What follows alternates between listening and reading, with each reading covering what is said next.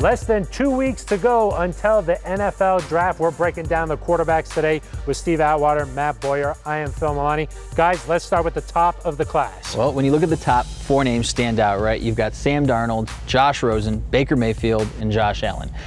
Darnold, probably the most complete guy of those 4. Rosen, the most cerebral. Baker Mayfield, the fiery leader, Heisman Trophy winner, and then of course Josh Allen, the big arm out of big country. Yes. up in Wyoming. Steve, which one? Do you have a preference? I mean, there's something for everybody. Yeah, it's a little bit something for everyone, but for my taste, there are 2 guys that stand out in that group, and I know you're probably thinking Josh Rosen and Baker Mayfield, but actually, Josh Rosen isn't one of them. Okay. Baker Mayfield is, okay. And also Sam Darnold. I like both of those guys. Baker Mayfield is the top of my list.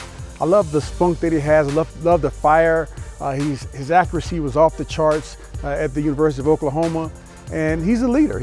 Guys follow him. We saw that at the Senior Bowl.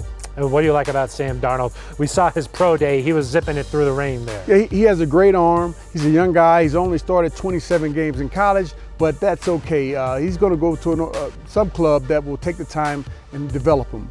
He can make any throw on the football field, but sometimes because he can do that, he doesn't really go through his mechanics the way that he should. Yeah, we all remember that Rose Bowl game where he just dominated against Penn State. That earned him a lot of money, might go #1 overall. Let's send things over to Andrew Mason with some of his sleepers. Mace? Thanks, Phil. And of course, the quarterback class this year goes beyond the top 4 guys. There may be a couple of other first-rounders in Louisville's Lamar Jackson and Mason Rudolph out of Oklahoma State potentially, but I'm going to go a little bit deeper into the sleepers, talk about some guys that are second-day picks in my opinion. Start with Mike White out of Western Kentucky. First of all, watch here. He rolls right, goes back to his left, eyes downfield, finds the receiver in the end zone for the touchdown. This is the sort of throw that you see him make quite a bit that, frankly, I didn't see him making much of back when he was at South Florida early in his college career. Transferred to Western Kentucky. Of course, WKU has a spread type offense, and Mike White was a perfect fit for it.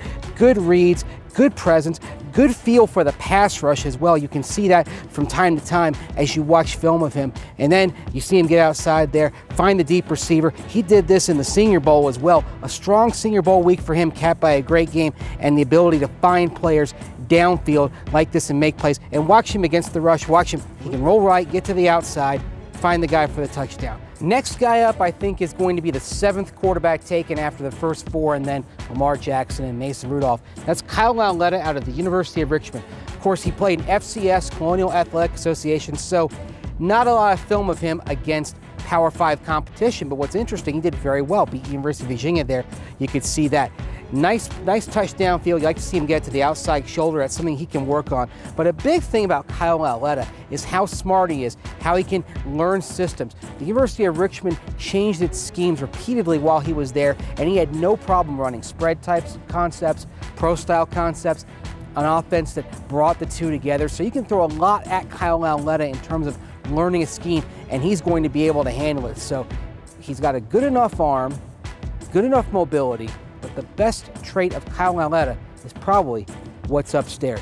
Mike White and Kyle Willetta, I think both of those guys will go day 2, and they're good sleepers at quarterback in this year's class, guys. Mace, thank you very much, guys. We've heard a mix of the top and some of the sleepers.